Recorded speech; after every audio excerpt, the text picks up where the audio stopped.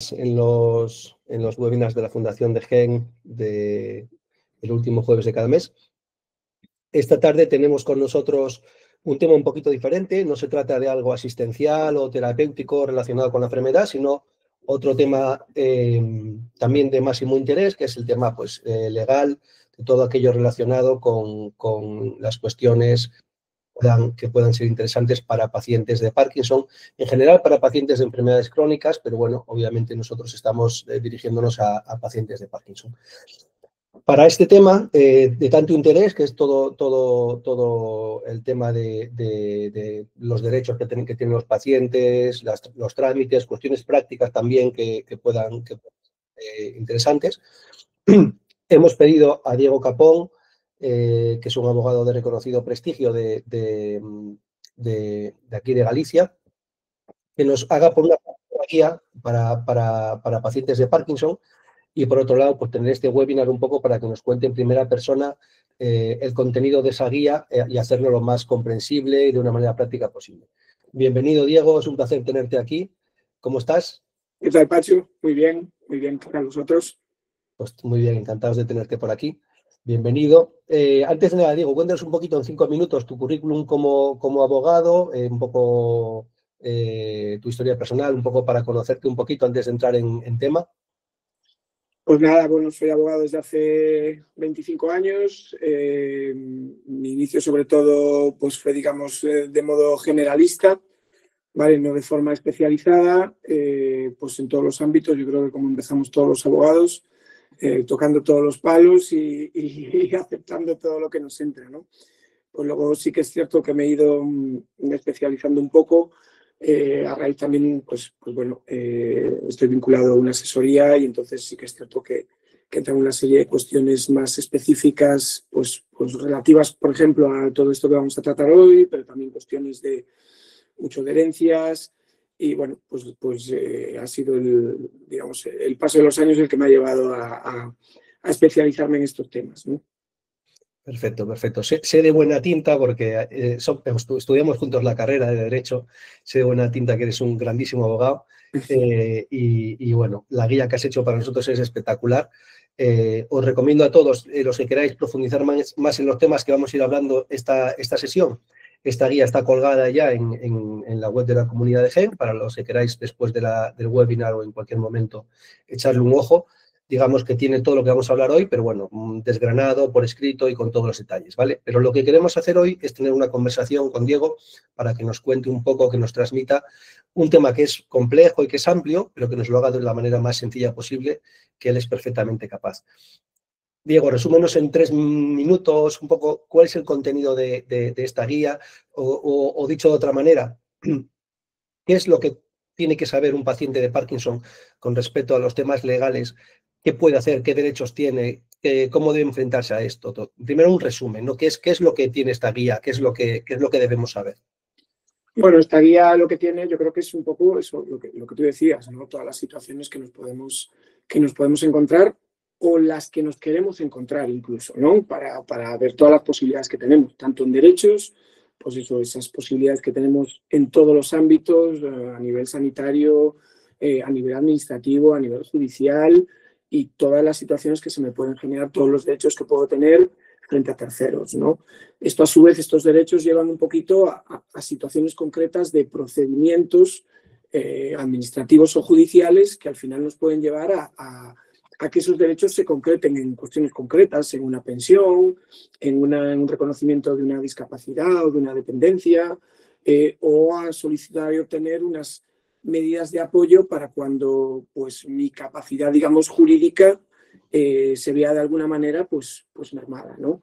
Y esto a su vez, pues estos procedimientos lógicamente implican una serie de trámites, ¿no? Yo creo que la cuestión, a veces, por lo menos mi experiencia ha sido que el mayor problema es poder distinguir, ¿no? Las distintas posibilidades que tenemos, ¿no? Nos encontramos que si dependencia, que si discapacidad, que si incapacidad laboral, que si medidas de apoyo, lo que antes era una incapacitación, pues a veces sí que, claro, todo junto pues nos descoloca un poquito, ¿no? Efectivamente, son temas que no son tan complicados, pero si te metes, digamos, en la selva de todo lo que hay, es muchas cosas muy parecidas a veces, que pues, se pueden confundir un poco, y lo que queremos hoy sobre todo es pues, que a la gente le quede súper clara las diferencias de estas cosas y luego también tocar un poquito las cuestiones prácticas de cómo abordarlo, ¿vale?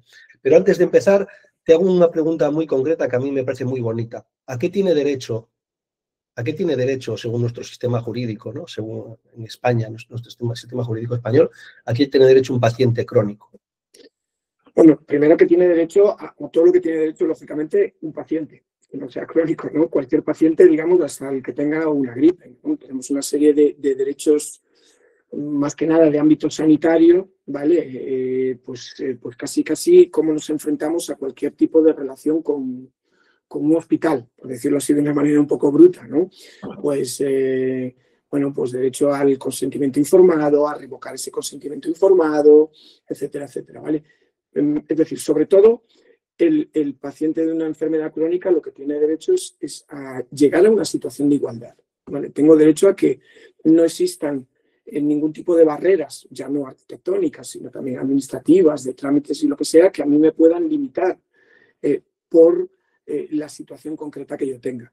Pero yo creo que más importante que eso, que es algo, digamos, algo genérico que nos podemos encontrar cuando se nos dan situaciones concretas, yo creo que la parte más importante es el derecho a que la administración, sin que a mí me surja nada, lleve a cabo una serie de actuaciones que permitan mi integración, ¿vale? Que permitan mi integración, pues eso, que aunque yo no necesite, supriman esas barreras o generen situaciones en las que yo me vea integrado a nivel cultural, laboral, a nivel educativo, de forma absolutamente integral, ¿vale? Que apoyen mi autonomía personal, todo eso sin que a mí me surja nada, que yo de alguna manera tenga todas esas situaciones creadas y facilitadas y favorecidas por la administración. Yo creo que ese es nuestro mayor derecho, ¿no?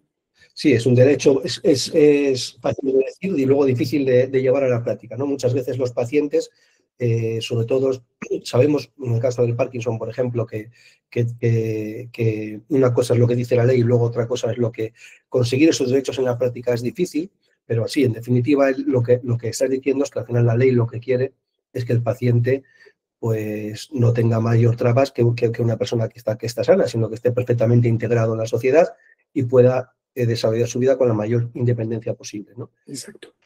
Vale, para esto hay una serie de recursos, una serie de instituciones, de declaraciones que son las que vamos a ver ahora, ¿no? ¿Cuáles son las principales? Yo creo que las principales, las situaciones más frecuentes, sobre todo que nos vamos a encontrar, y también las que nos pueden dar más cancha, digamos, ¿no? En nuestras situaciones, más juego y más posibilidades, es por un lado la dependencia, la situación y reconocimiento de discapacidad, ¿vale? La incapacidad laboral, que tiene una cierta similitud, pero en el ámbito laboral, y lo que antes se llamaba incapacitación, que ahora es un procedimiento de medidas de apoyo, ¿vale? Esto sumado a una herramienta que yo creo que es fundamental, que es el testamento vital y las instrucciones previas, ¿vale? Para mí, como decía al principio, clave es que podamos un poco distinguir unas de otras y también entender que a veces algunas tienen mucha relación con las otras o que el reconocimiento de una implica que me van a reconocer la otra, ¿no? Yo establecería como dos bloques, digamos. Hay un bloque puramente administrativo, por decirlo así, es como un reconocimiento que hace la administración de una situación que yo tengo, ¿vale? Esto es la situación de dependencia y la situación de discapacidad. Y tenemos otro bloque con una incapacidad laboral que es intermedia, ¿vale? Pero es otro bloque en el que ya se trata sobre cuestiones, mi relación con terceros, ¿vale? Ya sea con bancos, con administraciones, con mi familia, ¿vale? Y ahí es donde se sitúa a medio camino la incapacidad laboral, ¿vale? Y de forma totalmente absoluta las medidas de apoyo y el testamento vital, ¿vale? Entonces, y son, digamos, algo progresivo, ¿no? Que empiezas con una, cada una es necesaria para la siguiente, ¿no? Por ejemplo. No todas en sí, pero sí que es cierto que, por ejemplo, por decirlo de alguna manera, la incapacidad laboral, es decir, que la incapacidad laboral es la situación en la que mis circunstancias personales, ya sean físicas, psíquicas, de salud, de cualquier tipo, me impiden o disminuyen mi capacidad de realizar el que era mi trabajo habitual. ¿Vale? Aquí no importa, yo puedo tener un trabajo súper sencillo a nivel físico, tengo una mínima limitación física, y eso influye en ese reconocimiento de esa incapacidad laboral. ¿Qué ocurre? Que si a mí, por ejemplo, me reconocen la incapacidad laboral total, eso implica que automáticamente, si yo lo solicito, me tienen que reconocer también la situación de discapacidad, ¿vale? Entonces hay unas que implican la concesión de otras, pero tampoco es que tengamos un determinado, una escalera, digamos, necesaria que haya que recorrer unos pasos para llegar a los otros, ¿vale? Vale, entendido. Entonces, empezando por el principio, ¿cuál para ti es el principio? ¿Cuál es el primer? Bueno, yo creo que por ponerlo también en cuanto a trámites, ¿no? Y demás, y la dificultad y la accesibilidad, yo creo que una cuestión fundamental hoy en día es la discapacidad, ¿vale? La discapacidad es el reconocimiento por la administración, pues, de mi situación personal, ¿vale? Mi situación personal, que puede ser una enfermedad, que puede ser, pues, una lesión derivada de un accidente, pueden ser muchas situaciones. Pero lo que reconoce efectivamente la administración es que yo tengo una limitación que otras personas no tienen, ¿vale? A partir de un 33%, pues eso supone que ya me reconocen una serie, digamos, de ventajas, ¿vale?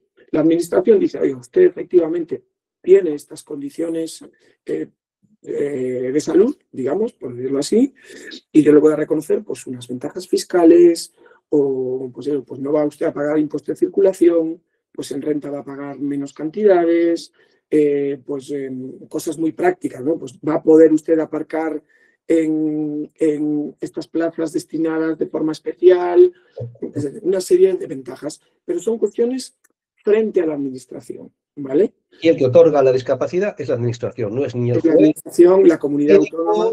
ni nada, es la administración. La administración entiendo que la autonómica, ¿verdad? La autonómica. Hay unos baremos ya establecidos en los que la resolución va a resolver precisamente conforme a esos baremos. Se ve mi situación personal, ese baremo establece absolutamente todas las situaciones y me van a decir, bueno, pues tengo una discapacidad reconocida de un 53%. Bueno, a partir de ahí, lógicamente, es como todo y es progresivo.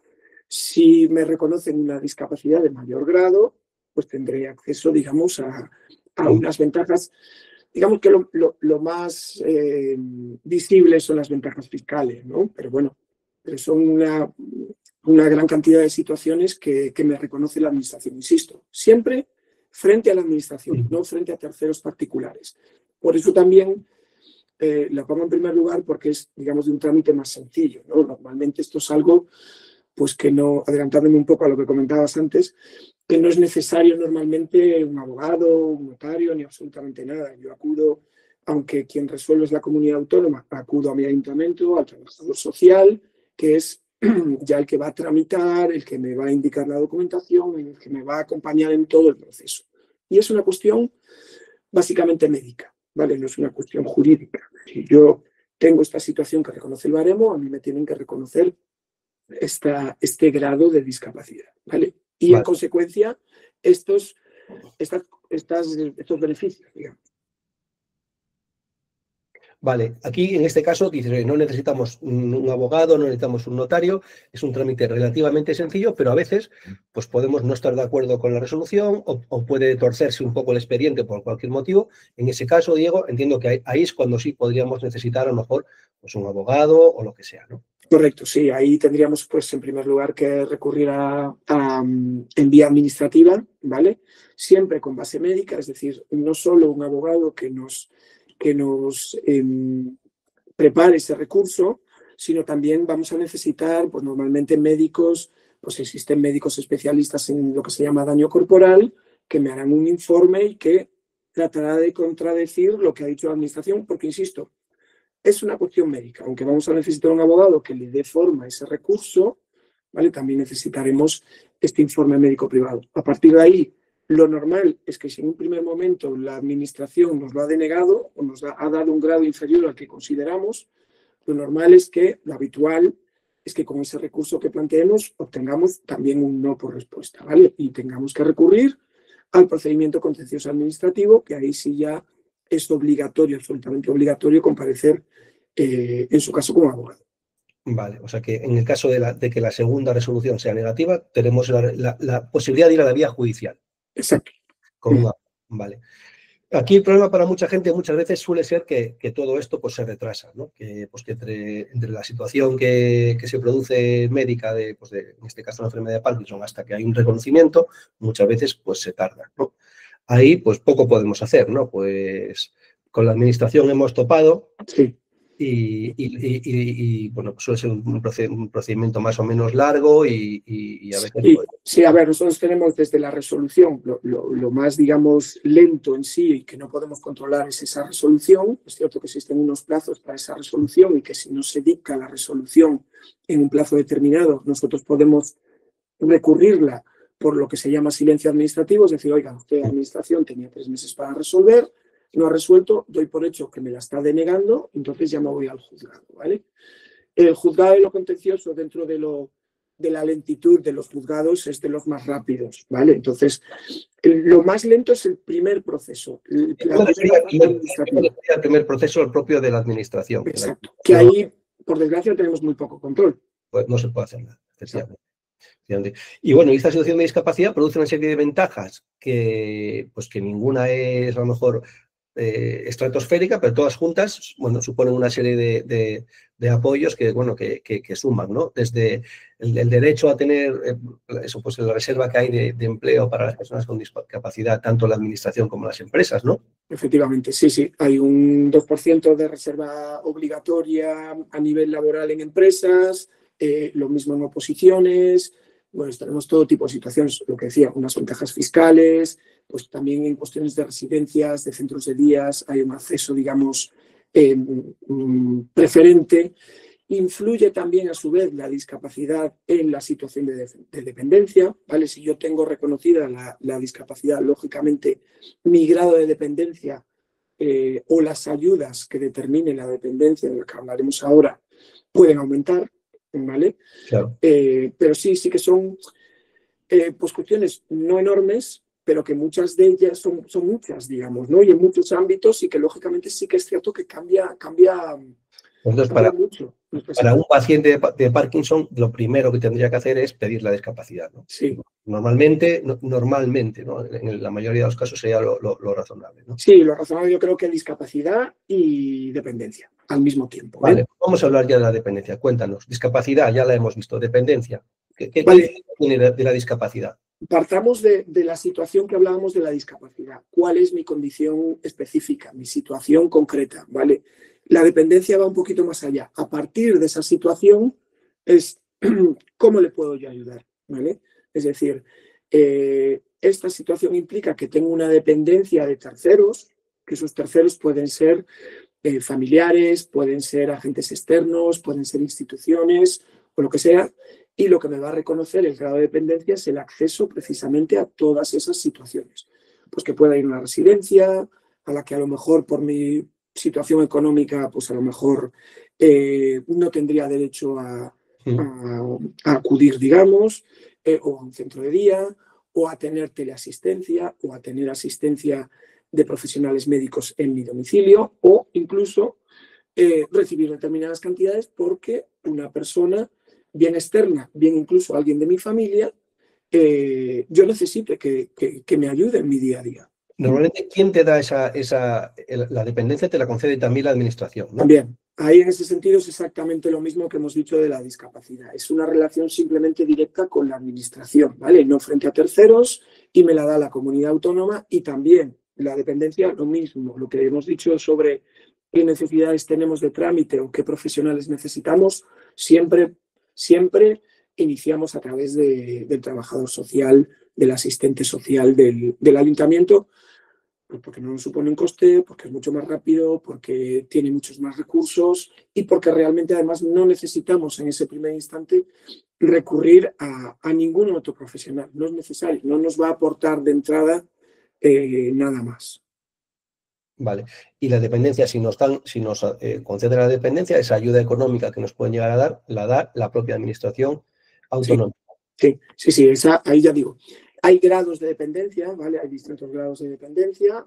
Cada grado de dependencia, pues lógicamente a su vez tiene pues sus medidas de apoyo que pueden ser económicas, pero que pueden ser asistenciales, que pueden ser de recursos en residencias y demás.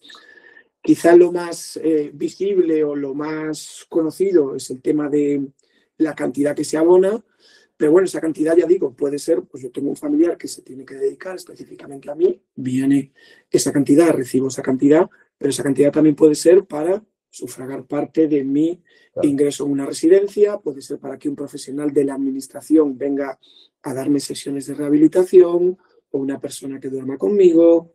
Es decir, es muy amplio el abanico de servicios a los que tenemos acceso en una situación de dependencia. Vale, perfecto. Tenemos incapacidad, discapacidad, Discapacidad. dependencia y luego tenemos incapacidad laboral. Incapacidad laboral. Aquí saltamos un poquito lo que decíamos. Hasta ahora estábamos viendo solo a nivel administrativo y aquí pues nos quedamos un poquito en el medio, ¿no? Nos quedamos en el medio porque la incapacidad laboral nos la tiene que reconocer la administración como tal, ¿vale? Pero lógicamente afecta a mi relación con mi puesto de trabajo, con mi empresa o con mi negocio si soy un autónomo, porque lógicamente yo puedo tener derecho al reconocimiento de una incapacidad laboral también como autónomo. Y lo que avanzábamos un poquito antes, pues por ejemplo, yo, no sé, coloco falsos techos de pladur y tengo una pequeña lesión en el hombro. A mí me impide realizar ese trabajo. Se trata de incompatibilidad de mi situación personal con el trabajo que yo realizaba habitualmente. Aquí tenemos 3 grados, ¿vale?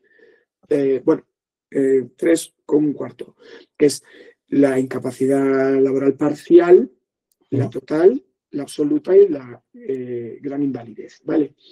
¿Qué tenemos?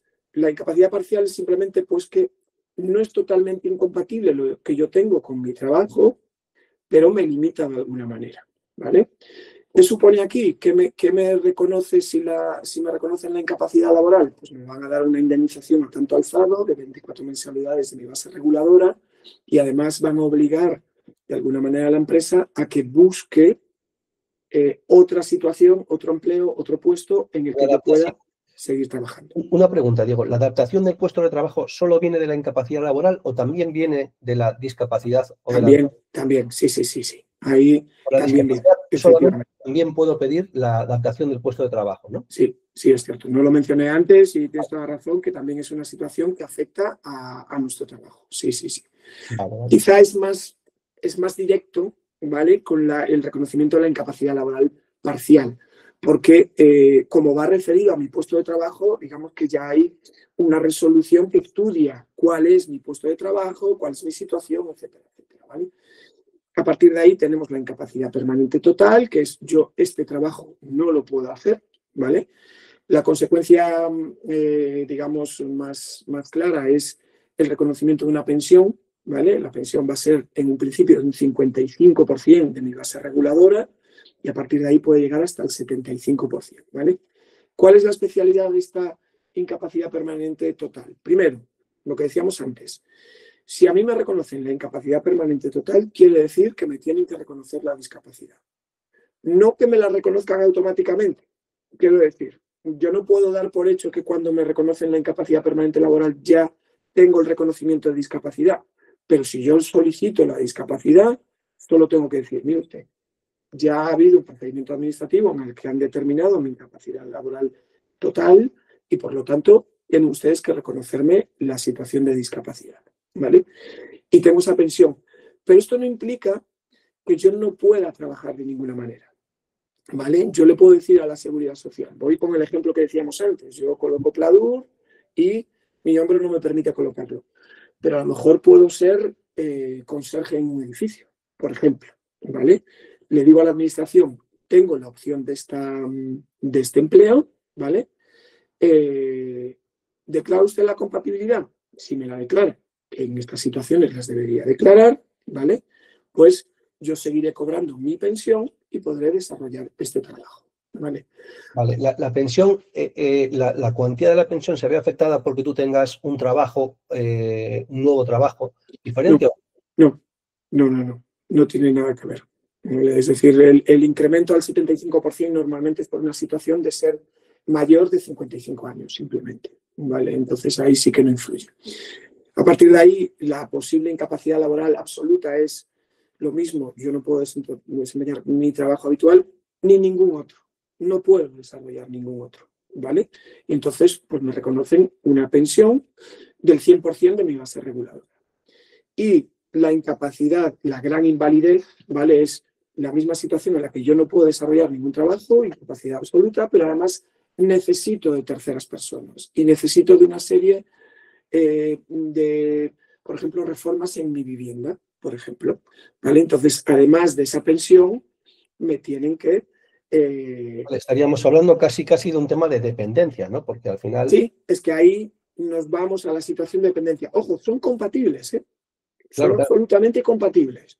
Yo puedo percibir una cantidad por dependencia y percibir una gran invalidez, ¿vale? Claro, muy interesante. Absolutamente compatibles y eso es muy importante. ¿La incapacidad laboral decías que también es un tema administrativo o es un tema judicial? Es un tema administrativo que me tiene que reconocer la administración. Hay un equipo médico evaluador en la administración que, digamos, me va a hacer una entrevista normalmente, va a ver mis informes médicos y va a resolver. Y lo mismo que decíamos antes. No estoy de acuerdo con la resolución porque no me reconocen la incapacidad o me la reconocen en un grado inferior al que yo considero que debo tener. Bueno, tengo una primera fase de recurso administrativo, sigo presentando un escrito ante la administración, digamos, ¿vale? Pero si me lo desestiman, ya me voy a la jurisdicción laboral en este caso. Y pues eso. Es la laboral suele ser más rápida, ¿no? La laboral suele ser más rápida, sí, suele ser más rápida. Sí. En todo caso, es un tema judicial ya con un abogado. Con abogado. En vía laboral no necesitamos un procurador, ¿vale? Es decir, el abogado puede defendernos y además representarnos, que es un matiz importante porque nos evitamos pues un coste a mayores, porque también es cierto que en vía laboral no es habitual la condena en costas a la administración. Es decir, aunque me reconozcan que tenía razón, pues los gastos de mi abogado los voy a tener que sufragar yo en la inmensa mayoría de los casos, ¿vale? Entonces, no tener que pagar a mayores un procurador, pues es muy importante. ¿Vale? Perfecto. Entonces, repásanos una vez más los tipos de incapacidad laboral, rápidamente, Sí. para que quede claro.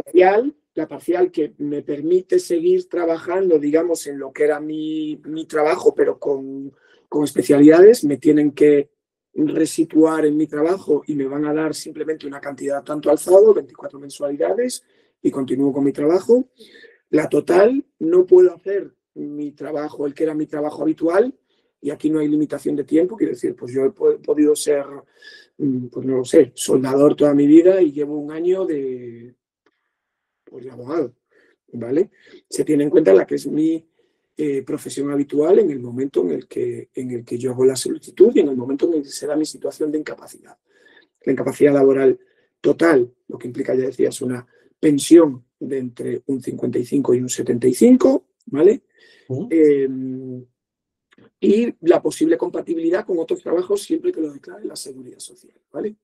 Luego, la absoluta es no puedo realizar ningún trabajo, también consecuencia una pensión que me paga la administración como si fuera una pensión de jubilación, en este caso por el 100% de mi base reguladora, y la gran invalidez que es como la absoluta, me pagan una pensión, pero además pues me tienen que facilitar todas esas situaciones de dependencia, ¿vale? De dependencia que yo tenga de terceras personas, de obras, de servicios en mi vivienda, pues un ascensor, una silla en unas escaleras, etcétera, etcétera. Vale, y que es compatible con el proceso de dependencia. De dependencia, sí. De dependencia. Vale. Sí, porque la incapacidad laboral es eso, es laboral.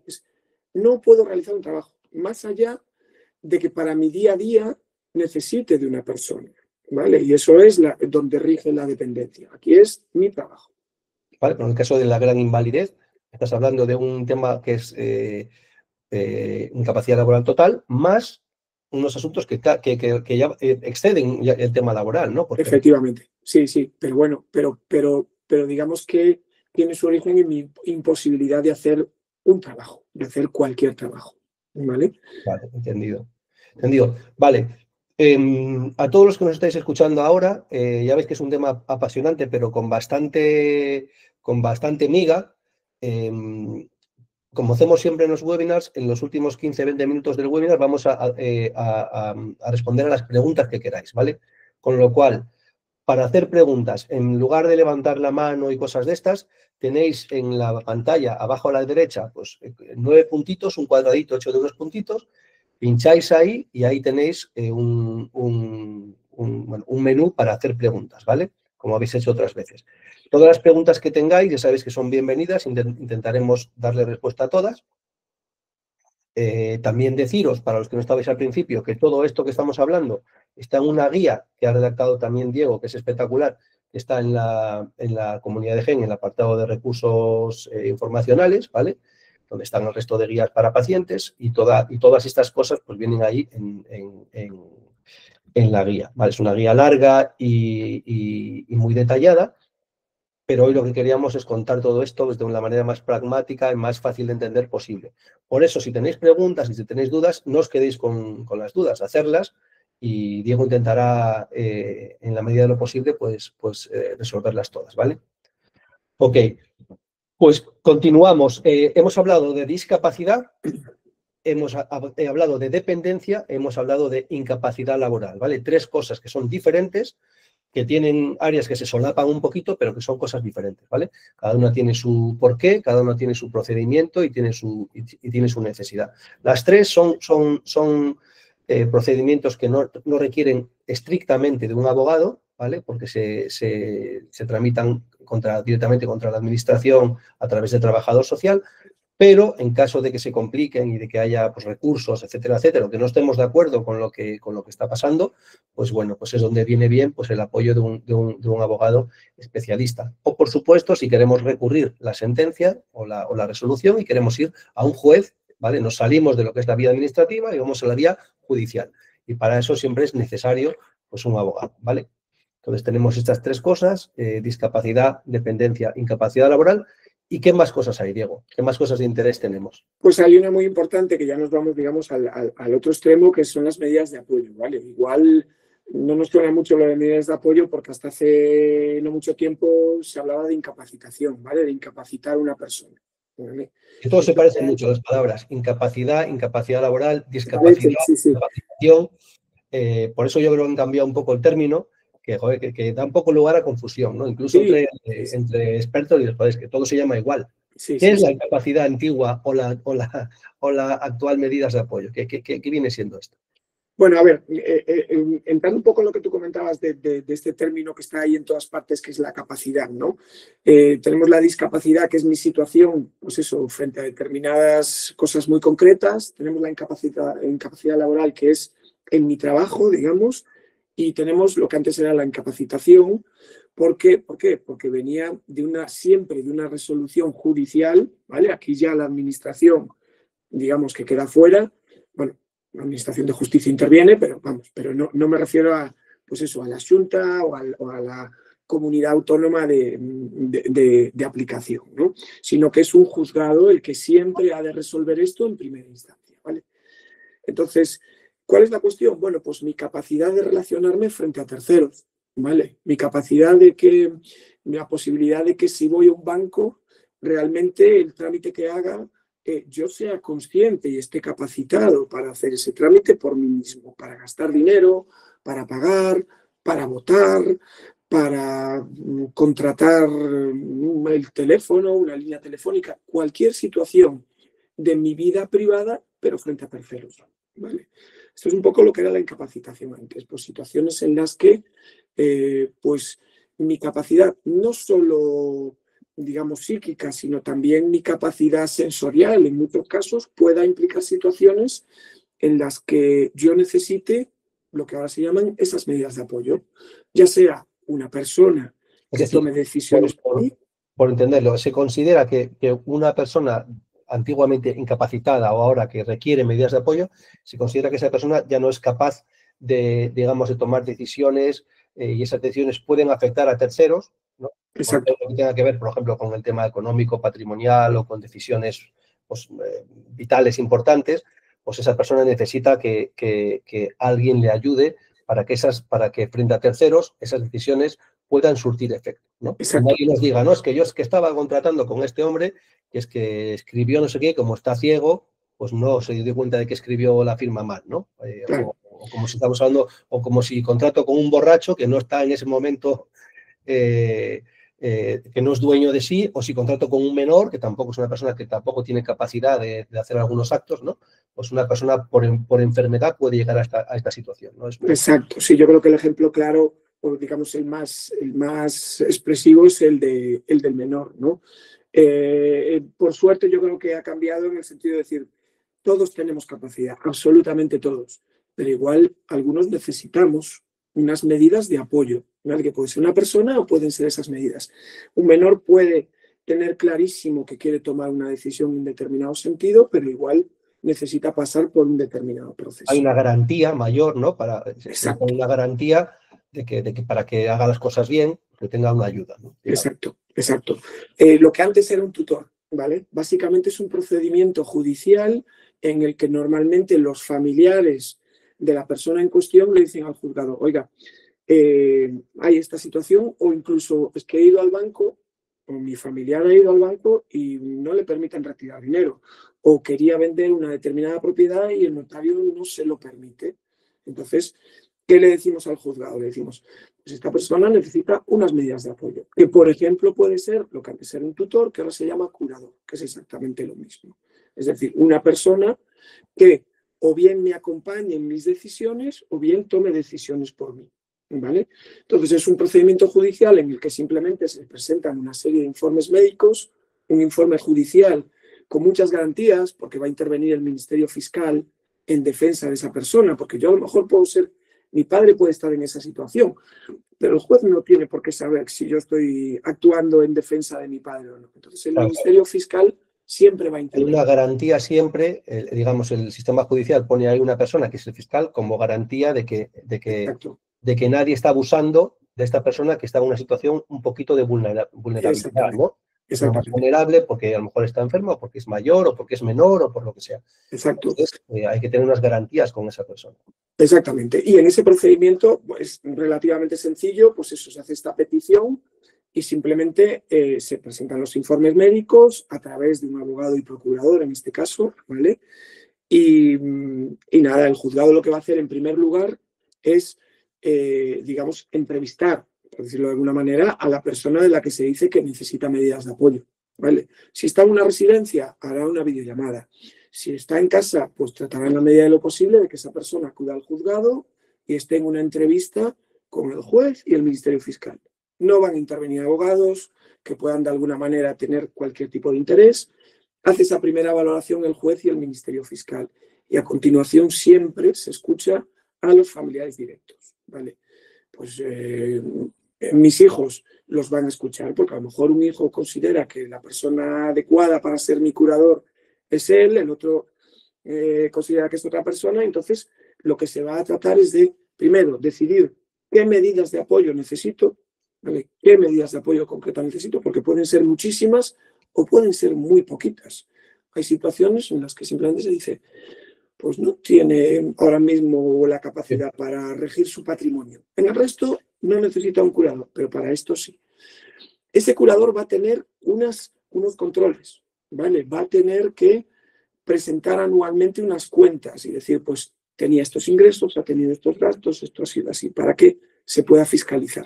¿El curador es una figura profesional o es un miembro de la familia? Normalmente es un miembro de la familia. Es un miembro de la familia. En la guía veréis además que ha habido ahora, con la nueva legislación, una figura intermedia que es el guardador de hecho, ¿vale? Que como que la ley lo que viene a reconocer es situaciones en las que no se ha ido al juzgado, oye, pero yo me he encargado siempre de mi padre, ¿no? Me he encargado siempre. Lo he estado haciendo durante los últimos 10 años y lo voy a seguir haciendo. Muy típico, muy típico. Claro, entonces en esa situación lo único que dice el juzgado es, bueno, pues yo de alguna manera le voy a reconocer esa situación para que usted, pues efectivamente pueda firmar en el banco o en la administración o donde sea, pero como usted ha venido haciéndolo y usted es un familiar directo y demás, pues no va a tener que presentarme cuentas anualmente. Se trata de también hacerlo fácil. Flexibilizar. Vale, una pregunta que no es jurídica, que es más bien humana. ¿Cuándo consideras tú que una persona, en este caso un paciente crónico con Parkinson, cuándo necesita o cuándo le viene bien estas medidas? Porque en el otro caso, en el caso de la discapacidad, de la incapacidad laboral, de la dependencia, está claro que siempre viene bien. Es una ayuda que nos da la administración, nos reconoce una situación, recomendación, siempre que se pueda, pedirlo. Está claro. En este caso, ¿cuándo consideras tú que es bueno para una persona tener estas medidas de apoyo? A ver, es difícil de decir porque nos vamos siempre mucho al caso concreto, ¿no? Yo para mí creo que es una cuestión sobre todo médica, ¿vale? Al final hablamos de situaciones en las que seguro que hay una serie de informes y un seguimiento, sobre todo de un médico, ¿vale? De un médico de familia, digamos, que hace un seguimiento y que sabe, porque aquí puede haber situaciones de lucidez. Es decir, pues yo puedo estar en un día en concreto no ser capaz, no reconozco a mis familiares, no soy capaz de tomar decisiones, pero a lo mejor al día siguiente sí, ¿no? Entonces yo empezaría por una cuestión médica. ¿Por qué? Porque es cierto que a los familiares no es una situación, digamos, acudir al juzgado y hacer pasar a mi ser querido por, aunque sea algo que se hace con mucho cariño, porque los jueces hoy en día están ya muy bien formados en ese sentido, pues bueno, pues tener que ir al juzgado, a veces discutir incluso con mi hermano de quién es la Sí, persona. exactamente. El proceso puede ser delicado, pero yo lo planteo más bien desde el punto de vista del propio enfermo, que diga, joder, es que me encuentro cansado, no tengo energía o tengo días bajos. ¿Me puede venir bien esto para yo estar más tranquilo? Yo creo que esa es una decisión que nunca puede tomar la persona en cuestión, porque si es capaz de tomar esa decisión, es capaz de tomar otras. Entonces, para mí eso es lo siguiente de lo que hablaremos, que es hacer un testamento vital. Vale. Yo hoy en día estoy bien, veo que pueden venir determinadas situaciones. Vale, entonces digamos que por nivel de asunto de gravedad va antes el testamento vital y esto que Sí, estamos dando, las medidas de apoyo, es una cosa que ya el enfermo, pues a lo mejor no aplica tanto en Parkinson, puede aplicar seguramente más en el Alzheimer, ¿no? La persona va perdiendo su capacidad cognitiva y llega un momento que alguien correcto, de su familia tiene que decir, esta persona pues ya no puede tomar decisiones y tenemos que intervenir, ¿no? correcto. Pero, Sí, pero fíjate, puede haber situaciones que sí afecten a situaciones de Parkinson, como es una cuestión de la firma, por ejemplo, a veces. Es decir, y a lo mejor lo que se establece en la medida de apoyo es simplemente para porque cada día, lógicamente, cada vez los procedimientos telemáticos son más habituales, ¿no? Entonces, pues esa situación de esa firma podría ser, ¿vale? Pero sí es cierto que si yo soy capaz de verme en esta situación y tomar esta decisión, es porque todavía no estoy en una situación en la que necesite esas medidas de apoyo a ese nivel. Estamos hablando ya de una situación en la que casi es la última medida protectora y normalmente la suelen tomar los familiares, pues porque la persona en cuestión, porque yo ya no soy capaz de darme cuenta de esta situación. vale. Entonces, para esa situación de una persona que está todavía perfectamente lúcida, pero que puede decir, oye, yo quiero dejar todas mis cosas arregladas, quiero ordenar, sobre todo la gente a lo mejor que es mayor, ¿no? Quiero ordenar mi vida. Está el tema del testamento vital, que es un tema Sí. del testamento vital y del testamento también. Pero sobre todo el testamento vital, que es un poco más desconocido que el testamento, también incluye, por lo que he visto en tu guía, muchísimas posibilidades diferentes, ¿no? No solamente cuestiones puramente de médicas, ¿no? De qué se hace con tal. Cuéntanos un poco del testamento vital, que es muy A interesante. ver, el testamento vital es, digamos, en general el testamento, el que no es vital, ¿vale? Solo tiene efectos cuando yo fallezco. Mientras tanto, no tiene ningún tipo de efectos. Y ahí, básicamente, Testamento de toda la vida, el el testamento. testamento de toda la vida, ¿vale? Cuando yo fallezco tiene efecto. Mientras tanto, yo puedo hacer 40 testamentos y cambiarlo 40 veces. Pero hasta que fallezca no tiene efectos. Y tiene, sobre todo, efectos a nivel patrimonial, ¿vale? Disponer de mi herencia. El testamento vital funciona de otra manera. Funciona precisamente para la situación antes de que yo fallezca. En una situación en la que yo pueda prever que a lo mejor luego no soy capaz de tomar determinadas decisiones o en las que sé que puedo llegar o creo que puedo llegar a estar en una situación en las que necesito medidas de apoyo, que las tendrá que dictaminar un juez, pero que puedo verme en esa situación. Entonces, más allá de lo que tú comentabas, de esas situaciones sanitarias, que yo creo que más o menos todos conocemos, ¿no? De decir, bueno, pues donación de órganos, toma de determinadas decisiones, pues en situaciones ya a nivel de salud muy extremas, ¿no? Digamos que eso es lo más habitual, lo que sí me permite, por ejemplo, y yendo al hilo de lo que decíamos de las medidas de apoyo, es, pues yo quiero que mi curador sea esta persona, ¿vale? Y quiero además que en determinadas situaciones, cuando yo no pueda decidir, que siga estas pautas este curador. No solo que sea curador quien yo lo diga, sino que siga determinadas pautas. Es decir, es como decir, yo estoy perfectamente ahora, tengo plena capacidad, pero por si acaso, si en algún momento yo no tengo esa capacidad, quiero que sea esta persona quien tome estas decisiones y si además quiero que las tome conforme a esta pauta. Esto no es absolutamente definitivo que yo designe una persona para que sea mi curador, ¿vale? ¿Por qué? Pues porque luego siempre lo tiene que valorar el juez y el fiscal, que siempre van a actuar en mi defensa y van a ver en el caso concreto cuál es la situación. Yo hoy puedo hacer un testamento vital y decir, pues mi hijo Adrián, quiero que sea mi curador porque es quien me cuida y demás, y a lo mejor cuando va a ser necesario aplicar ese testamento vital resulta que pues mi hijo Adrián ha sido un energúmeno conmigo y no tengo relación y vive en Burundi, ¿vale? Entonces, lógicamente, en esa situación que siempre pasa, como decíamos antes, de establecer las medidas de apoyo, siempre pasa por el juzgado, el juez va a valorarlo. En la medida de lo posible, va a respetar mi voluntad, ¿vale? Pero hay que tener en cuenta que pueden haber situaciones en No es absoluta. Claro, exactamente. Pero ¿qué pasa? Que es algo muy, muy útil, porque sobre todo yo creo que es muy importante, más allá de que alguien pueda decidir, en este caso un juez, que la persona adecuada para ser mi curador sea Manuel o María, que mi voluntad de alguna manera quede ahí, ¿no? Que quede claro, porque puede haber muchas cuestiones. A lo mejor Voluntad, y te refieres tanto a temas médicos como temas asistenciales, como temas patrimoniales, todo, sí, sí. legales. El testamento vital puede integrar también cuestiones patrimoniales, pero que sean relativas a cuando yo estoy aún vivo. Claro, claro. ¿Vale? Claro, sí, por ejemplo, hay que utilizar parte del patrimonio para cuidar o asistir al paciente, eso puede quedar ahí regulado, ¿no? Sí, sí, sí. Y esto es un trámite que se puede hacer en notaría, se puede hacer incluso ante 3 testigos y se puede hacer ante la propia administración, ¿vale? Es decir, existe un registro de testamentos vitales, de instrucciones previas en todas las comunidades autónomas que a su vez, ¿vale? Derivan a un registro central nacional, ¿vale? Yo aquí igual suena un poco para el gremio, pero creo que sí es importante recurrir a un abogado, ¿vale? No Porque es igual que... obligatorio, pero tú lo recomiendas por la complejidad que tiene el tema, claro. Sí, sí, sí, porque sobre todo, porque tanto en el testamento vital como en el testamento de toda la vida, hay muchas situaciones que no nos planteamos y que es normal que no nos la planteemos, pero que a lo mejor una decisión o una disposición que recogemos en nuestro testamento tiene una serie de consecuencias que no hemos podido pensar y que es normal que no las pensemos o que incluso no queramos pensar, porque lógicamente estamos hablando de algo que no es fácil. Estoy hablando de cuando yo no tenga capacidad para tomar decisiones o cuando yo me muera, ¿no? Entonces, pues a veces yo creo que nuestro propio cerebro, nuestro corazón nos dice, joder, es duro, es duro. ¿vale?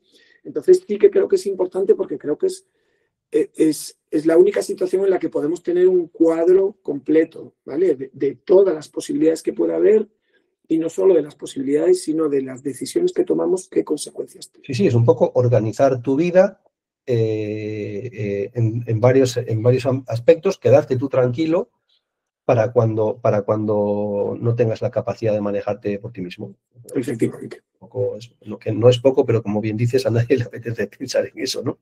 No, claro, no es fácil, pero ya digo, es una herramienta, tanto eso como el testamento de toda la vida, yo creo que es súper importantes en cualquier situación y lógicamente creo que aún más importancia tiene pues, en situaciones de una enfermedad crónica. Exacto.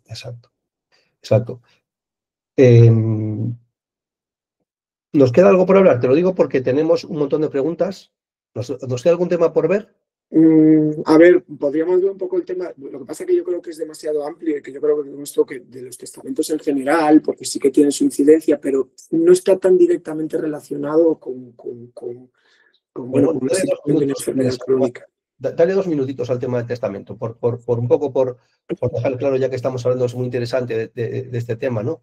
Sí, a ver, yo creo que mi experiencia, sobre todo a nivel testamento, lo comentábamos estos días, ¿no? Que hablábamos sobre esto, yo creo que es cómo afrontar un testamento, sobre todo, ¿no? Porque a veces, bueno, pues o lo dejamos de lado o simplemente vamos y decimos, pues mis hijos a partes iguales y ya está, ¿no? Y también que es cierto que en cualquier situación,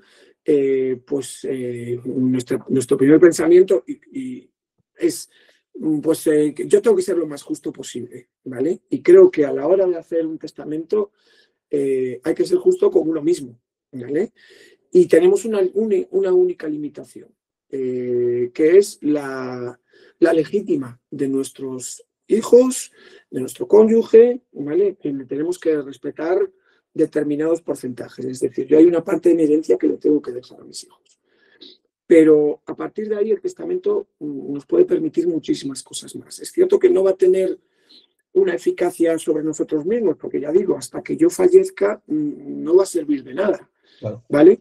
Pero creo que es una herramienta muy importante cuando aún tenemos esa situación de salud suficiente como para poder organizar, de no solo repartir, ¿vale? Sino también establecer muchas situaciones entre mis hijos o mis herederos, de evitar problemas en el futuro, que a lo mejor hoy no los tienen, pero de dejar determinadas herramientas que me permitan que mañana no haya ninguna posibilidad de que discutan, digamos, entre comillas. Y lo que tú quieres transmitir, que bueno, tú y yo ya lo hemos hablado en otras ocasiones, es que con una buena planificación de un buen testamento, bien hecho, con apoyo de un abogado que sepa y tal, se puede reducir mucho las fricciones familiares, los problemas, y se puede dejar mucha tranquilidad en la familia, cosas que a lo mejor nosotros no prevemos porque nunca nos hemos visto en el caso, ¿no? Todavía. Entonces... Sí, pero al mismo tiempo que esa tranquilidad nos quede a nosotros mismos, ¿no?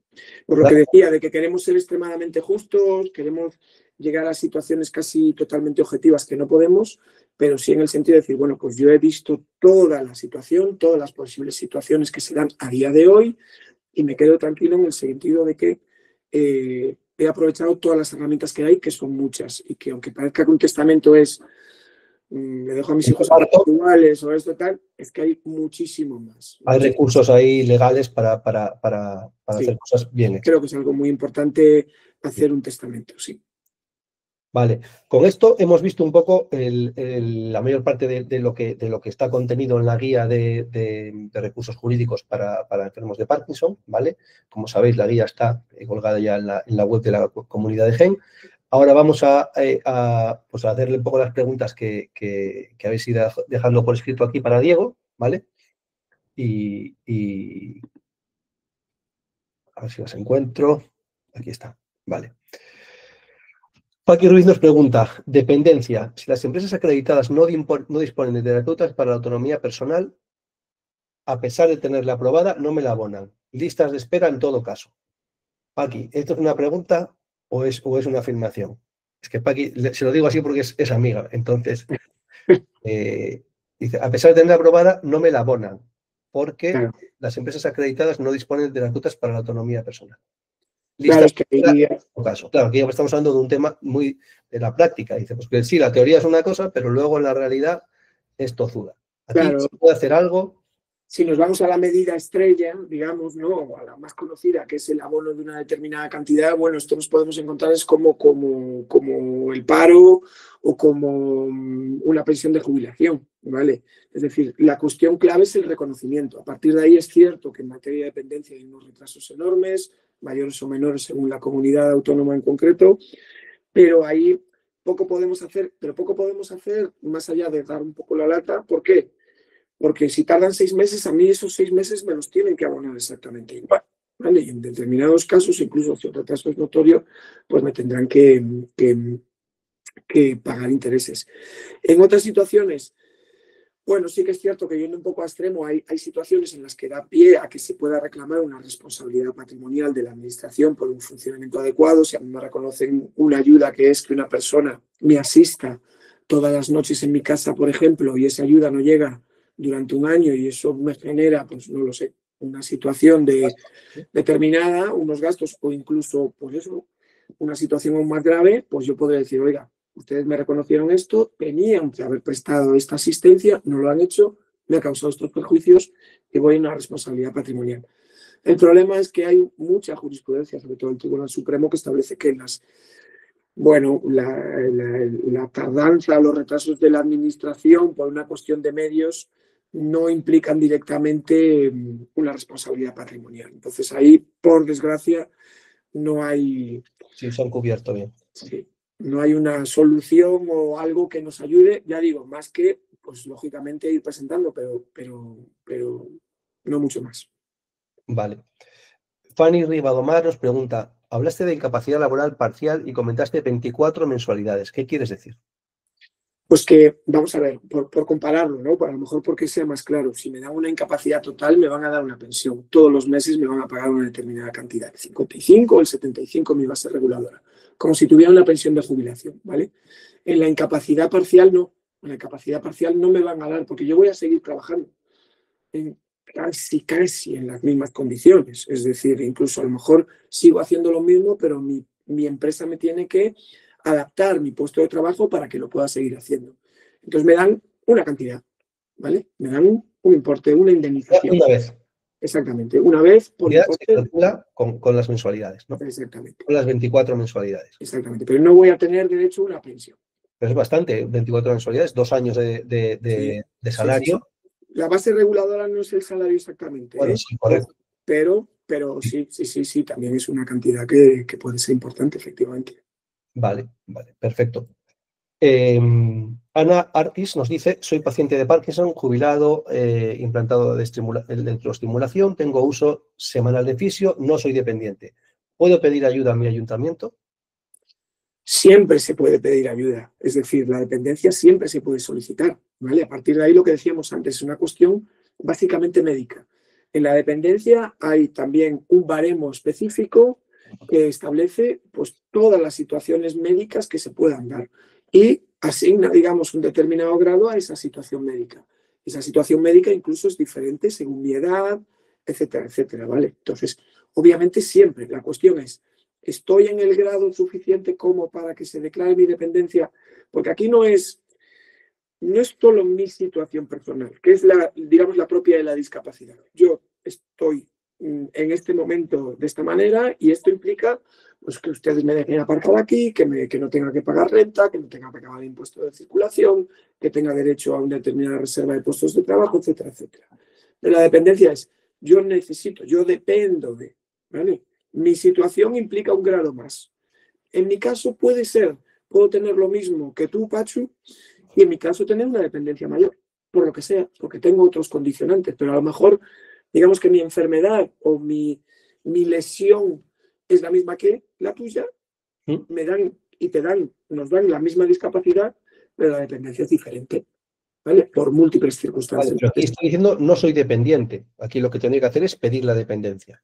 Claro, pero si no es dependiente, si no tiene ningún tipo de dependencia, claro, depende del grado, quiero decir, porque no quiere decir simplemente, o en todos los casos, que me tenga que asistir una persona, ¿vale? Claro. Tengo un cierto nivel de dependencia, pero esa dependencia se puede cubrir con un centro de día, por ejemplo, vale, o con una asistencia en casa. Dice, sin ser dependiente, ¿puede pedir alguna ayuda al ayuntamiento por otro motivo, que no sea la dependencia?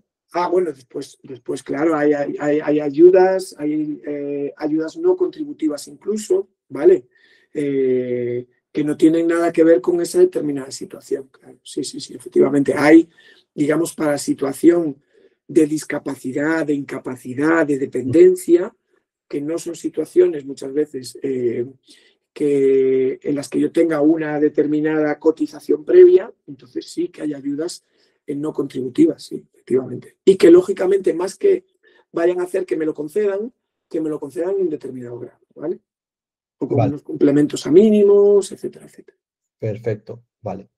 Otra pregunta es, tengo un 67% de discapacidad, ¿cómo me influiría en la incapacidad laboral? Me pago un chofer para ir a trabajar y si me concedieran la total, tendría opción de jubilación, tengo 59 años. A ver, aquí el camino que hacíamos de la incapacidad laboral total a la discapacidad no va en sentido contrario. A mí me pueden reconocer la discapacidad, pero no quiere decir que tenga derecho a que me reconozcan la incapacidad laboral total. ¿Por qué? ¿Pero cómo le influye? ¿Influye en algo? No influye, o sea, es totalmente independiente. porque yo puedo tener una discapacidad, pero no influir a mi trabajo. Lo que decíamos antes, yo puedo tener una discapacidad por encima del 65%, pues que resulta que mi trabajo no requiere ninguna actividad física, por ejemplo, de ningún tipo, y entonces yo no estoy incapacitado para hacer mi Claro, trabajo. este chico, por lo que yo entiendo, dice, él parece que va a trabajar, porque está trabajando, porque paga un chofer para ir a trabajar. Lo que dice es que, claro, le cuesta que tiene que tener un chofer para ir a trabajar. Lo que no debe poder es conducir. Claro, pero es que a lo mejor eso sí puede ser objeto de una incapacidad laboral. Es decir, yo, pues, por ejemplo, pienso ahora en una persona que, digamos que podía hacer su trabajo, pero el problema es que tenía unos niveles de dolor tan altos que estaba con un tratamiento de morfina que le impedía, entre otras cosas, conducir. Entonces, es que no podía, o sea, no le permitían conducir. Entonces, ¿yo cómo acudo a mi puesto de trabajo? Claro. Estoy en una situación muy concreta en la que no hay transporte público hasta mi trabajo. No tengo quien me lleve. Y ese es un supuesto de incapacidad laboral, aunque Ese era en su caso concreto, porque además esa situación de ese tratamiento de morfina implicaba, pues estaba en cadena, tenía que mover determinados pesos y su situación, digamos, mental, debido a ese tratamiento, no era la adecuada. ¿Vale? Entonces, olvidémonos de la cuestión de la discapacidad aquí. Es una cuestión de solicitarlo de forma concreta y valorarán cuál es su trabajo y si esa parte de tener que tener un chofer para ir a trabajar, ¿vale? Implica una incapacidad laboral total. Así de entrada, no debería decirlo, pero así de una forma tan abstracta y sin tener datos, me encajaría más en una parcial que en una total, porque de hecho está trabajando, ¿no? Entonces, quizá podría tener más una parcial, que implique que a lo mejor es su empresa la que le tiene que suministrar ese transporte. Claro, es una adaptación. Claro. Y una dependencia, porque al final estás dependiendo de alguien para trasladarte. También, sí. Obviamente la pregunta a la jubilación la jubilación no tiene nada que ver con esto. No, porque yo mientras esté, lógicamente si estoy en una situación de incapacidad laboral, no estoy en situación de jubilación, llegará a su momento. Es decir, puede ser que yo esté en situación de incapacidad laboral, me estén pagando la pensión de incapacidad y cumpla la edad de jubilación y entonces mi pensión de incapacidad pase a ser una pensión de jubilación, pero no antes. Es decir, que yo esté en situación de incapacidad laboral nunca va a generar una jubilación antes de que se produzcan las condiciones específicas de la jubilación, que es una edad determinada, unos años de cotización, etcétera, etcétera. Vale, perfecto. María José Bravo nos dice, llevo 7 meses de baja, tengo que esperar 12 meses para pedir incapacidad permanente y se puede sin tener reconocimiento de discapacidad. A ver, no hay que esperar, vamos a ver, es cierto que ahora han limitado los plazos, ¿vale? Es decir, yo si estoy en situación de incapacidad temporal, estoy de baja en mi empresa, normalmente al año, en situación normal, la norma genérica es al año me tienen que hacer, digamos, una revisión. Y o bien me dan de alta o bien me proponen para incapacidad, ¿vale? Pero eso no quita que yo, al tercer día de estar de baja en mi empresa, pida la incapacidad total, ¿vale? O incluso que al tercer día sea la propia Seguridad Social la que me proponga para incapacidad permanente. No hay que esperar. No hay que esperar. Lo que ocurre es que muchas veces sí que es cierto que es porque al final la administración también funciona como funciona. Y como hay mutuas y parte de la cotización y del salario lo paga la empresa, para la administración hay que ser realista, es mucho más fácil que el trabajador esté de incapacidad temporal, se consuma al año o la prórroga del año y medio, que esa sí que es la última, y luego, bueno, pues si tengo que reconocer una incapacidad permanente, pues la reconozco, ¿vale? Al año es cuando, si yo llevo un año de incapacidad temporal, me deberían proponer o bien para la alta o bien para incapacidad permanente. Y si no, se puede llegar hasta el año y medio, ¿vale? 6 meses más. Pero ahí sí que es, o bien usted me propone para alta, o bien usted me reconoce la incapacidad, ¿vale? Y en ese caso yo lógicamente lo puedo recurrir, ¿eh? Me puede dar de alta la Seguridad Social y decir, pues yo estoy en situación de incapacidad y entonces pues empezamos el proceso. Le digo a la administración que no estoy de acuerdo, recurro y acabo en el juzgado si no me dan la razón. Vale, y la pregunta de ¿se puede tener reconocimiento, ¿se puede pedir la incapacidad permanente sin tener reconocimiento de discapacidad? Sí, es absolutamente Cosas separadas. Independiente. Es lo que decía. La única relación que tienen es que si me reconocen la incapacidad permanente total, ¿vale? Tengo derecho a que me reconozcan la discapacidad. Vale. Perfecto. Maite José, por tener la enfermedad de Parkinson, ¿nos deben conceder la discapacidad con un grado del 33%? Yo estoy luchando por ello en la Comunidad Valenciana y no hay forma. ¿En qué se basan los baremos? Depende de los informes médicos. ¿Habéis hablado de daño corporal?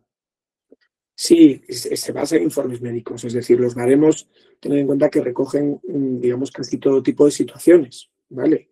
De lesiones físicas, sensoriales, enfermedades, absolutamente todo, porque la discapacidad puede venir de una enfermedad o puede venir de un accidente laboral o de un accidente de tráfico, ¿vale?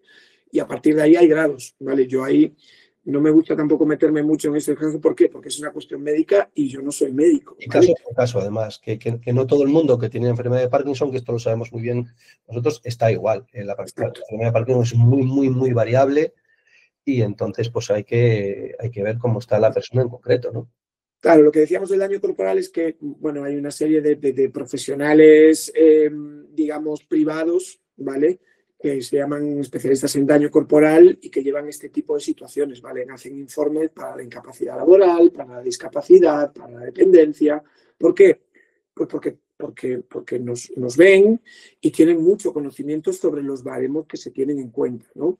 Luego sobre mi profesión habitual y saben hacer bien esos informes y luego incluso en caso de juicio defenderlos adecuadamente en juicio. Como un perito, básicamente, ¿no? Son peritos, porque es que al final, sí, al final del camino, que es el procedimiento judicial, lo que va a haber es que la administración presente su informe médico y nosotros llevemos otro. Y el juez, que tampoco tiene conocimientos médicos, más conocimientos médicos que lo que le da el haber visto a lo mejor 20.000 casos de este tipo, pues se va a basar en lo que vea en cada caso, ¿vale? Pero es una cuestión médica, no jurídica. Vale. María Dolores Cobo dice, ¿hay ayudas para reformas en la casa para adaptación del espacio? Sí.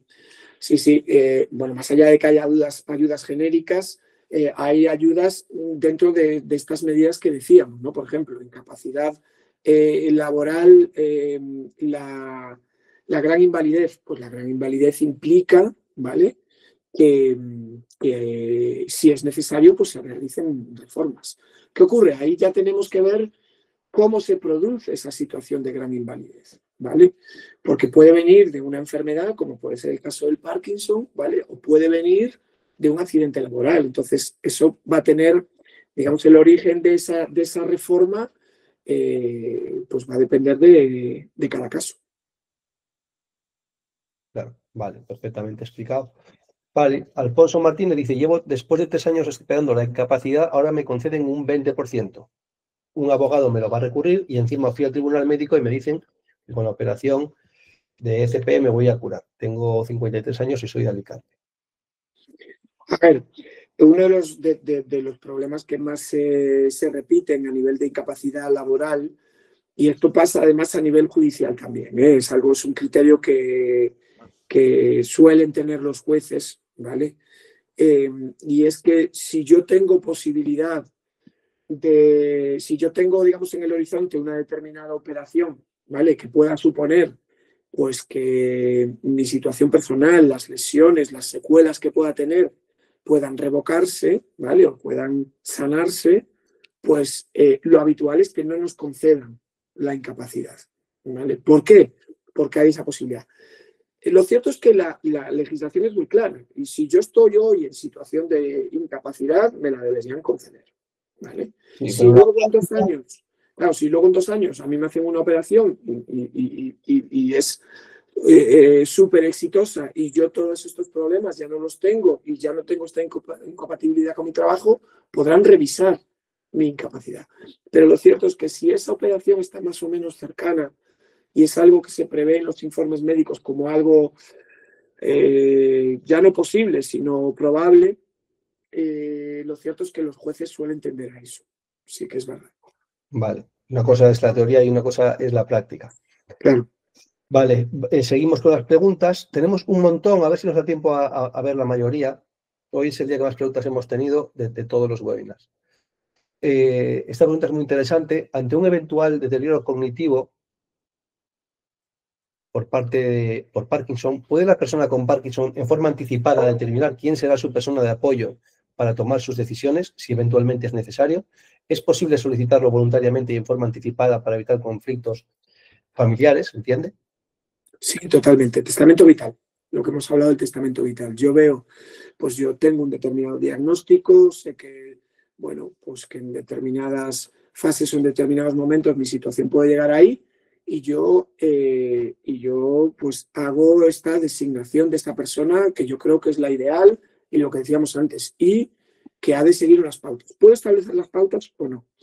Lo puedo hacer hoy, pero a lo mejor esta situación en la que yo estoy pensando no será hasta dentro de 5 años, ¿vale?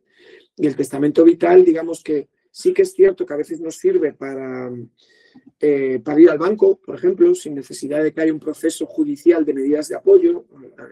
Muchas veces nos sitúa en este papel de guardador de hecho, ¿vale? Eso es muy útil porque a lo mejor no tengo necesidad o mis familiares no tienen necesidad de acudir al juzgado. Llevo este testamento vital y esto me lo aceptan. Otra vez nos encontramos en la práctica con ¿qué nos vamos a encontrar? A lo mejor pues hay alguien en un banco o en un seguro o en una administración que nos dice no, tienes que ir al juzgado, ¿vale? Pero por supuesto que podemos hacerlo de forma totalmente libre y en cualquier momento, incluso aunque no tengamos ningún tipo de diagnóstico ni ningún tipo de previsión, ¿vale? De que podemos estar algún día en esa situación. Sí, no hace falta estar muy mal para hacer un testamento vital. Cualquier persona totalmente sana lo puede. La única cuestión es que esa designación no es absoluta, ¿vale? No tenemos garantía. Es decir, el juez va a determinar en su momento. Si no hay nada que haga pensar que no es lo ideal, nada grave, digamos, va a atender a mi voluntad. Pero, claro, si lo que ve es que mi voluntad era una en un momento determinado y que probablemente, sabiendo las circunstancias de ese momento concreto, no sería la misma, pues va a hacer lo mejor para mí. ¿Vale? Perfecto. Carmen López dice, soy autónoma y también cotizo en régimen general. ¿Cómo inicio el procedimiento de incapacidad laboral? Ahora, el procedimiento de incapacidad laboral tiene que empezar o bien a través incluso del médico de familia muchas veces, o si no, es el médico de cabecera, o si no es un procedimiento ante la administración en la que se presentan unos determinados informes a la Seguridad Social y se le dice, en este caso al INS, y se le dice, oye, yo estoy en situación de incapacidad, de incapacidad y solicito esta declaración. Me van a pasar al equipo de evaluación médico y me va a ver. Bueno, ya digo, no es un proceso tampoco en el que inicialmente nos vaya a aportar mucho un abogado. ¿Vale? Porque da exactamente igual ser un empleado laboral que un autónomo. Da igual. Es el mismo. Esto podrá influir en nuestras bases de cotización que a su vez derivarán en la base reguladora y en la pensión que en su caso podré recibir, que sea mayor o menor. Perfecto. Nos pregunta Paqui otra vez, ¿se respeta la voluntad de dejarnos descansar en paz cuando la enfermedad llega a ser insufrible? Hombre, se tiene que respetar. Es decir, el testamento vital y las instrucciones previas en ese sentido, cuando son claras y están perfectamente determinadas, se tiene que respetar. ¿Vale? Luego nos podemos encontrar muchas situaciones. Hay un caso ahora muy famoso, ¿no? De un padre que está recurriendo la decisión continuamente y esto al final acaba llegando al juzgado. Es decir, ¿por qué? Porque esto es algo que tampoco podemos prohibir o cercenar, ¿no? Es decir, porque a lo mejor el médico en cuestión o los familiares en cuestión no están actuando correctamente y a lo mejor no se está respetando exactamente mi voluntad. Entonces, el derecho a que se recurra a una determinada decisión siempre existe, ¿vale? La teoría es, mi voluntad se tiene que respetar, ¿vale? Se tiene que respetar. En gran parte de la mayoría de los casos es lo que ocurre. Claro. Volvemos a que es una situación médica. Si yo lo que digo, oye, estoy en esta determinada, si estoy en esta situación, mi decisión es esta, pasamos por una cuestión médica que siempre se puede analizar y que siempre se puede discutir. A lo mejor un médico dice que estoy en esa situación y otro dice que no. Entonces, si mi padre defiende que hay otro médico que dice que no estoy en esa situación, la decisión no se puede tomar y yo como padre puedo recurrir a las instancias judiciales que corresponden. Exacto, pero tú te estás poniendo un poco en el caso para explicar un poco bien la operativa, pero la realidad es que la práctica yo por experiencias personales y tal, pues esto se suele respetar bastante y no Y solo... la legislación la ampara, ¿eh? La legislación la ampara. Y lo ampara más allá incluso del derecho a la objeción de conciencia de determinados médicos, ¿vale? Exacto. Vale. ¿Sería posible designar más de un curador en un testamento vital y establecer un orden de prioridad en caso de que el anterior no pueda o quiera? Sí, orden de prioridad sí. No se pueden designar, en principio, varios curadores, ¿vale? La ley lo que prevé es un caso único, un único caso en el que se establece pues, que los padres de una determinada persona puedan ser los curadores, sobre todo cuando están en una situación ya de cierta edad, digamos, ¿vale? Es decir, planteamos la situación de medidas de apoyo de una persona con una edad X, pero mis padres tienen 70 y 73 años, ¿no? Entonces, ¿por qué designamos a los dos? Pues porque si mañana falta uno, pues que no haya que volver a proceder a otro proceso y demás, ¿vale? Entonces, yo en teoría tengo que designar uno. A partir de ahí sí que puedo designar sucesivamente los que quiera, ¿vale? Vale. Incluso puedo establecer las situaciones. Oye, pues si Manuel sigue viviendo conmigo en casa, quiero que sea Manuel. Si Manuel ya no vive conmigo en casa, quiero que sea. Es mi voluntad. El testamento vital responde a nuestra voluntad más personal, más íntima, ¿vale? Porque es que esto es absolutamente, es que es muy básico. Quien vaya, aunque yo en ese momento puede que no tenga la capacidad suficiente para darme cuenta de las decisiones que está tomando esa persona, yo quiero que a día de hoy, que sí soy consciente, quiero que sea esa persona, ¿no? Y esa persona conforme a esas cuestiones. Y a lo mejor si esta persona no puede, quiero que sea la otra y la otra y la otra. Vale, perfecto. Vivo en Cataluña. Si la discapacidad laboral se da antes de dejar de trabajar, ya que cuando deje de trabajar aún no estaba diagnosticada, ya que cuando dejé de trabajar aún no estaba diagnosticada, ¿se puede reclamar?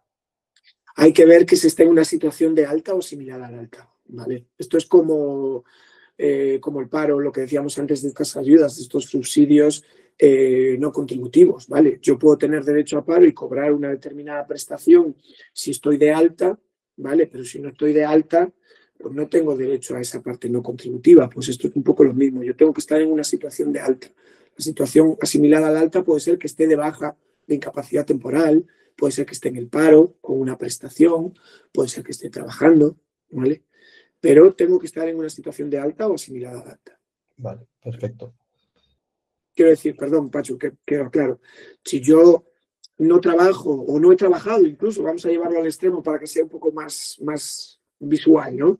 Si no he trabajado nunca, difícilmente van a poder decir que tengo una incapacidad laboral porque ¿cuál es mi trabajo habitual? Claro. Esa incompatibilidad, ¿vale? Es lógico. Vale, última pregunta. Paqui nos dice, la estimulación cerebral profunda no cura, pero mejora la enfermedad, pero la enfermedad continúa. Esto lo dice por lo que hablamos antes de que cuando estás pendiente de esta operación, pues no te dan la capacidad laboral, ¿no? Que esta operación no te cura la enfermedad continúa, sí que te puede mejorar algunos síntomas, pero posiblemente aquí lo que pasa es que la administración se ponga en plan prudente y diga, bueno, vamos a ver qué pasa y cuando tengas la operación, luego hablamos, ¿no? Y todo ese proceso, también ese tiempo lo gana y bueno, pues bueno, es un poco lo que seguramente pasa ahí, ¿no? Esta es la última pregunta. Os digo a todos una cosa, en el chat, donde tenéis abajo el botón del bocadillo para escribir, ahí tenéis la dirección de Diego, ¿vale? La dirección email de Diego, que es diego@enfoq.com, ¿vale? Si queréis escribirle para solicitarle consejo o contratarle o lo que queráis, pues va a ser nuestra persona de referencia en la Fundación de GEM para temas legales siempre. Así que, bueno, si lo queréis utilizar, pues, bueno, pues llegaréis a un acuerdo con él y escribirle sin problema, ¿vale? Obviamente, pues todo lo que sea necesitar un abogado, pues bueno, no es lo deseable, ¿no? Lo ideal siempre es, pues no tener estos problemas, pero bueno, al final, cuando las cosas se tuercen, los procedimientos se tuercen, etcétera, etcétera, para eso están los abogados, ¿vale? Y Diego, pues bueno, es uno de los mejores. Con esto, pues cerramos por hoy el webinar. Ha habido muchísimas preguntas, muchísimo interés.